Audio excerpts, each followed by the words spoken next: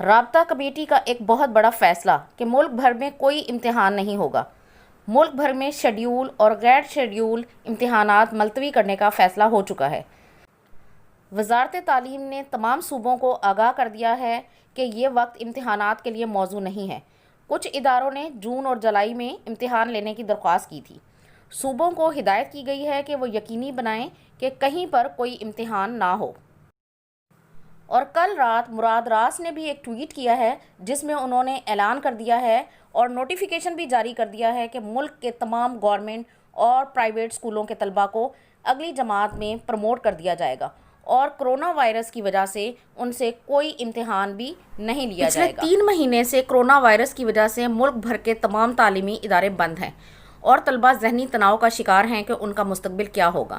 اس سے پہلے سیکنڈری جماعتوں کے تمام امتحانات کینسل کر دیے گئے تھے اور طلباء کو اگلی جماعتوں میں پروموٹ کر دیا گیا تھا، اور کل رات یہ اعلان کیا گیا ہے کہ چھوٹی جماعتیں جو ہیں ان کے بھی امتحانات نہیں لیے جائیں گے اور ان بغیر امتحانات کے ان کو اگلی کلاس میں پروموٹ کر دیا جائے گا۔